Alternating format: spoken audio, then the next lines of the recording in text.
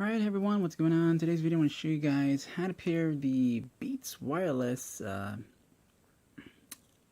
headphones to the Samsung Galaxy S9. Alright, this works the same for the S9 Plus as well. So to get your headset into pairing mode, first things first, make sure they're completely off, and you're going to hold down the power on button over here for about 5 to 6 seconds until we see the blue-red flashing light. So let's go ahead and do that. And you have to get it into pairing mode so that it can show up on your phone. So hold down the power button until you get this. All right, so let it go. And of course, you'll see that. And now that it's in pairing mode, simply let's get to the, let's head over to the S9, the gear settings icon over here. So look for that and go to that. And then we'll go to where it says connections. So tap on that one time. And then go to Bluetooth and power on the Bluetooth settings. So go ahead and power that on. And as you power it on, it's going to search for nearby capable Bluetooth devices.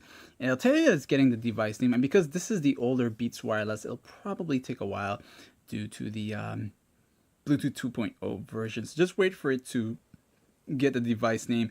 And then you'll see Beats Wireless. And just tap on it.